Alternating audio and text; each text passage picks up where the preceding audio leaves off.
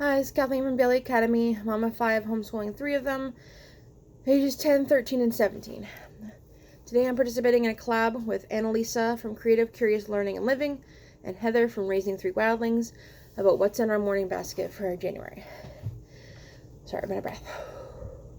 I wanted to explain for a second that we've been doing morning basket mostly the same all year, and so I have a video about what we did before, but I've changed it for January. Sorry. We used to have like Math Monday and Tuesday tea time and things like that, where we had a specific thing every day of the week. But I wanted to try something different because I had things that didn't fit into those categories that I wanted to get to, and sometimes I just want to do more, and sometimes I want to do less. So I tried something else. So this semester, whatever, I have an actual morning basket, and I have books and resources in here, and then we do sometimes one of them, sometimes many of them, so I'll show you what I got. So I have 1001 Awesome Animal Facts. This is a book that I got used. It's by Mark Powell, but any animal fact book will do, of course, and it's just simple text with animal facts in it. So when I get this one, we read as many animal facts as we want, or I haven't done this one yet, so it depends. We'll probably go in order, but you can do it however you want. That's one of them. We have our philosophy for kids still that we've been working on. We're about not very far in. We were only doing it every Friday last year and the beginning of this year. And then this year we swapped with something else on Friday, so we were only doing every other Friday. And then often Fridays we get dropped and we don't do much school, so didn't really get much done this time. So now we can do it whenever. So this is by David A. White, PhD, a Proofread Press book. And I do recommend this. 40 fun questions that help you wonder about everything. I like it.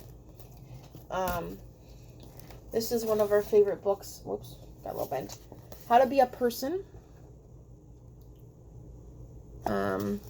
65 hugely useful, super important skills to learn before you've grown up, by Catherine Newman. We got this one for review last year, or the year before, I'm not sure, and we've been using it since. So it's obviously my older one is too easy for her, but the other two have trouble with simple things like that sounded bad. I mean, like learning how to like for example, it's like how to make salad dressing, how to make a bed, how to clean a bathroom, how to sweep the floor. You know, they know how to do those, but they could do them better, is what I mean. How to address an envelope, how to write a thank you note, how to wrap a present, those sorts of things.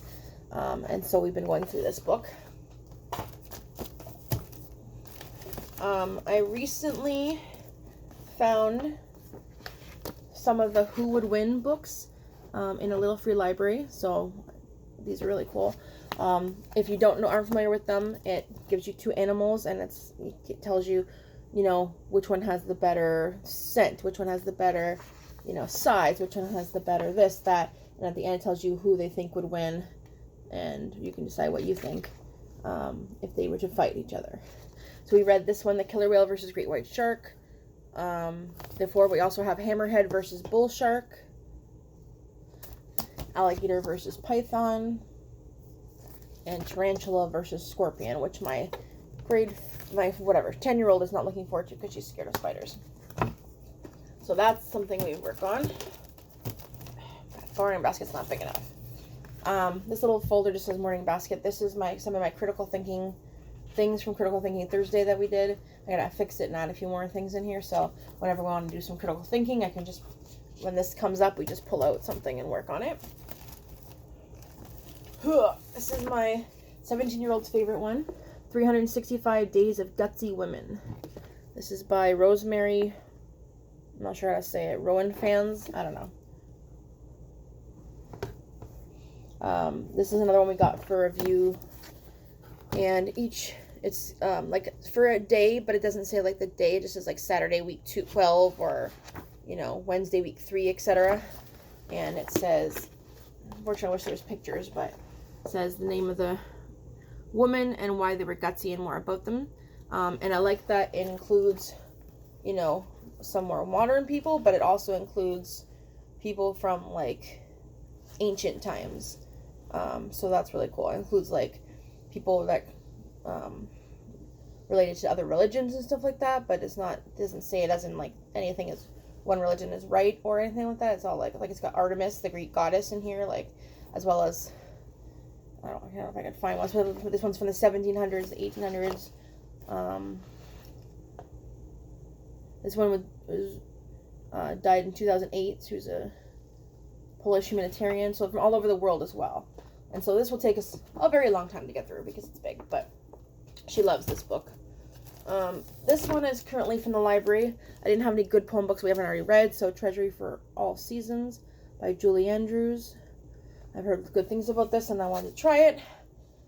It's basically by month, so like here's July. Not that we do school in July, but July poems, you know, and there's January poems, stuff like that. Like, it's very colorful. We can just skip over the poems that we don't like. Come on. Oh, there we go. For the older crowd, I have Eat That Frog for Students. 22 ways to stop procrastinating and excel in school. So we read a chapter of this every time it comes up, and it needs a little bit more explanation for my younger one, but it's great for the older ones. You need to learn how to eat the frog, and if you don't know what eat the frog is, it has to do with tackling your most important or hardest goal first of the day. Help so that if you do nothing else, at least you've gotten that done, and hopefully it like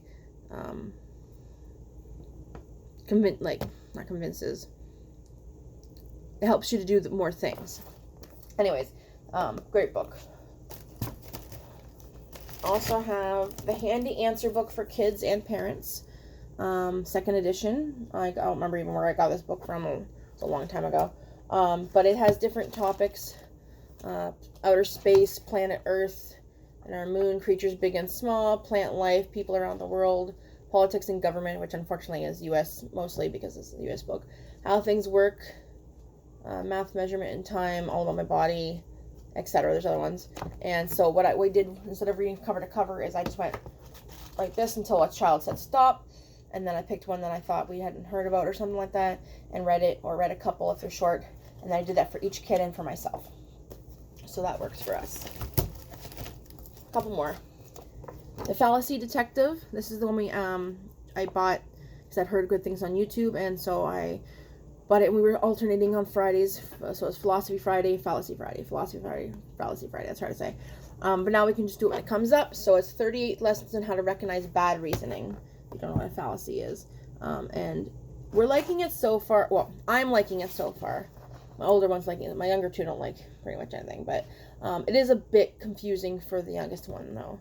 I would recommend definitely for teens more so. But if you give it lots of explanations, you can use it for the younger crowd.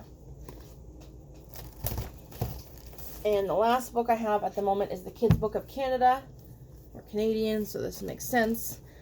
Barbara Greenwood. This is outdated a little bit, so we don't read like the population of the provinces or anything like that, but the stuff about history or famous people or events, you know, are still obviously right. So like this is something about Manitoba. This just has little bits of information. History, Ontario, stuff like that. And yeah, so that is our morning basket. I can't fit anything else in there. So you'll notice it doesn't include read aloud. That's because we have a read aloud, but I don't include that as, I mean, we do it as part of morning basket, but it's not like being alternated through, so I don't have it in that section. We're currently reading Wonder. Probably a lot of people know what that is. I find it interesting that the kid was homeschooled and but is now going to go to school. I